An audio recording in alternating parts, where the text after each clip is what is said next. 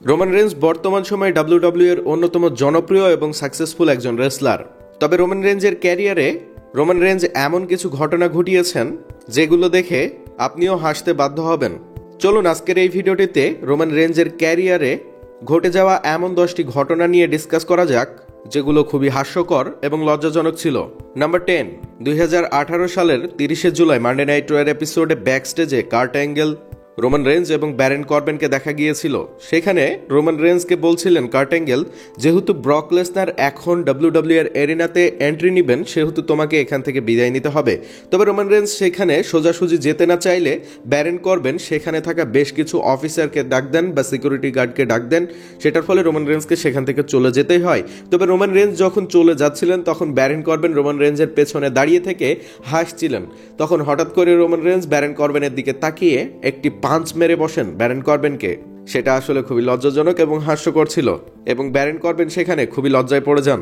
Number 9, 2021 সালের 24 September স্ম্যাকডাউনের এপিসোডে Roman রেঞ্জের অপোনেন্ট মন্টেজ ফোর্ড তিনি একটি বস করে বসেন। বিশেষ করে মন্টেজ ফোর্ডের এগেনস্টে যখন সিঙ্গেলস ম্যাচে মুখোমুখি হয়েছিলেন রোমান রেঞ্জ, তিনি অসাধারণ পারফরমেন্স দিয়েছিলেন। তবে এই ম্যাচটি চলা অবস্থায় নিচের দিকে যখন রোমান রেঞ্জ টেবলের পাঁজর দিয়ে হেঁটে চলে যাচ্ছিলেন তখন মন্টেজ ফোর্ড টেবলের ওপরে উঠে রোমান রেঞ্জকে উড়ে এসে মারার চেষ্টা করেছিলেন। তবে রোমান রেঞ্জ সেদিকে যাইতে থাকলে মন্টেজ ফোর্ড যখন টেবিলের ওপরে উঠতে লাগেন তখন টেবিলটি সম্পূর্ণভাবে ভেঙে যায় এবং টেবিলটি সম্পূর্ণভাবে ভেঙে যাবার পরে মন্টেজ ফোর্ড সেখানে পড়ে যান। এই বিষয়টি দেখে কমেন্ট্রেটর থেকে শুরু করে দর্শকরা সকলে হাসতে লাগেন। তবে রোমান রেঞ্জ তিনি পেছনের দিকে খেয়াল করেননি, রোমান রেঞ্জ যেতেই থাকেন এবং মন্টেজ ফোর্ড সেখান থেকে রিকভার করে তিনি স্টিল স্টেপের উপরে এসে দাঁড়িয়ে রোমান রেঞ্জের উপরে একেবারে উড়ে এসে পড়েন। অর্থাৎ এই বিষয়টি অনেক হাস্যকর ছিল যে সেখানে থাকা সকল দর্শক এবং কমেন্ট্রেটররা বুঝতে পারলেও রোমান রেঞ্জ স্ক্রিপ্ট অনুযায়ী এগিয়ে আসছিলেন এবং মন্টেজ ফোর্ড তিনি স্টিলের সিঁড়ির ওপর থেকে উড়ে এসে পড়েছিলেন এবং স্ক্রিপ্টের যে কাজটি ছিল সেটা সম্পূর্ণ করেছিলেন। Number 8, Roman Reigns funny face. Roman রেঞ্জও জন সিনার মতো তার ফেসের অঙ্গভঙ্গি কিছুটা হাস্যকর করতে পারেন, যেটা জন সিনা স্বাভাবিকভাবে অনেক সময় করেছেন। তবে রোমান রেঞ্জ তার ক্যারিয়ারে এমন কিছু সময় খুব কমই ঘটিয়েছেন যখন তিনি তার মুখটি হাস্যকর ধরনের তৈরি করেছিলেন। বিশেষ করে রেসলমেনিয়া 37-এ মুখোমুখি হয়েছিলেন rated superstar Edge, Daniel Bryan এবং রোমান রেঞ্জ। আর সেখানে ট্রিপল থ্রেড ম্যাচটিতে যখন এই তিন রেসলার মুখোমুখি হয়েছিলেন তখন এই ম্যাচটির এক পর্যায়ে দেখা গিয়েছিল রোমান রেঞ্জকে স্টিল চেয়ারে থাকা একটি স্টিলের পার্ট দিয়ে রোমান রেঞ্জের ফেসে যখন সাবমিশন লাগিয়েছিলেন এজ, সে সময় রোমান রেঞ্জ খুবই কষ্ট এবং দুঃখ পাচ্ছিলেন। তবে সে সময় যখন এজ খুবই ভয়াবহ জোরে সাবমিশনটি লাগিয়ে দিয়েছিলেন সে সময়ে কিন্তু রোমান রেঞ্জের ফেস কেমনটা হয়েছিল আপনারা এখন স্ক্রিনে তাকালেই দেখতে পাচ্ছেন। তার ফেসটি খুবই হাস্যকর এবং অদ্ভুত হয়ে উঠেছিল। নাম্বার 7, ঘটনাটি 2014 সালের, যখন রোমান রেঞ্জ তিনি শিল্ডে যুক্ত ছিলেন। বিশেষ করে সেথ রলিন্স, ডিন অ্যামব্রোজ এবং রোমান রেঞ্জ তারা তিনজনে মিলে যখন শিল্ডের সঙ্গে যুক্ত ছিলেন সে সময়ে এই ঘটনাটি ঘটেছিল। বিশেষ করে একটি লাইভ ইভেন্টের মধ্যে রোমান রেঞ্জ যখন রিংয়ের মধ্যে ঢুকছিলেন উড়ে এসে পড়বেন, ঠিক সে সময়ে স্ক্রিনে তাকালেই দেখতে পাচ্ছেন দড়ির সঙ্গে বেঁধে রোমান রেঞ্জ রিংয়ের মধ্যে লজ্জাজনকভাবে পড়ে যান। আসলে রোমান রেঞ্জ তিনি চেয়েছিলেন উড়ে এসে একেবারে রিংয়ের মধ্যে দাঁড়িয়ে পড়বেন, তবে রোমান রেঞ্জ উড়ে এসে পড়ার আগেই দড়ির সঙ্গে বেঁধে গিয়ে উল্টা হয়ে পড়ে গিয়েছিলেন, যেটা আপনারা এখন স্ক্রিনে তাকালেই দেখতে পাচ্ছেন। এটাও একটি হাস্যকর ঘটনা ছিল। Number 6, middle finger. যেমনটা আপনারা জানেন বর্তমান সময়ে রোমান রেঞ্জ তিনি হিল ক্যারেক্টারে রয়েছেন। বর্তমান সময়ে ডাব্লিউডাব্লিউ এর অন্যতম বদমাশ রেসলার হচ্ছেন রোমান রেঞ্জ।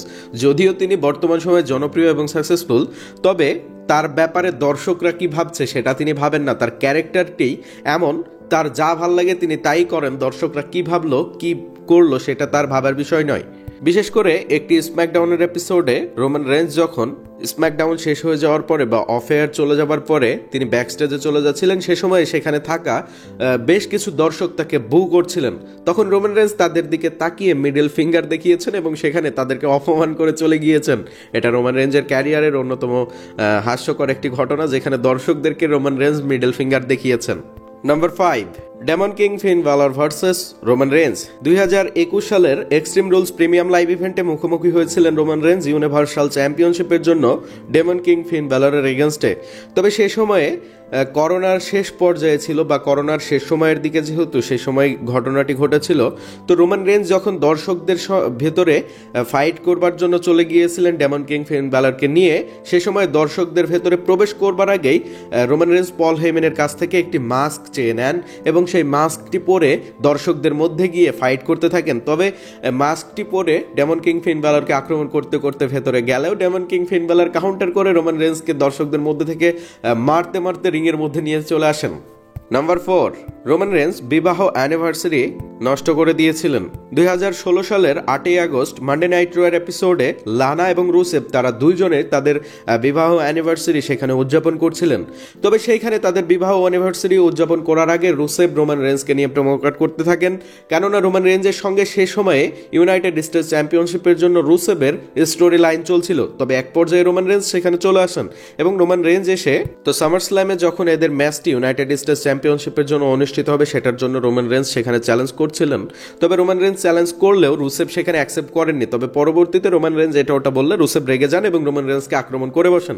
তবে রোমান রেঞ্জ যখন রুসেভকে আক্রমণ করেন তখন রুসেভ লানার উপরে গিয়ে পড়েছেন এবং লানা রুসেভের ধাক্কা খেয়ে টেবিলের উপরে গিয়ে তার মুখটি পড়েছে এবং সেখানে থাকা কেক সম্পূর্ণভাবে লানার মুখে মেখে গিয়েছে।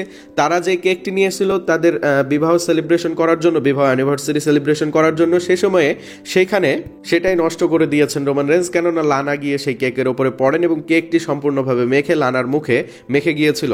এটাও রোমানের ক্যারিয়ারের অন্যতম হাস্যকর এবং লজ্জাজনক একটি ঘটনা ছিল।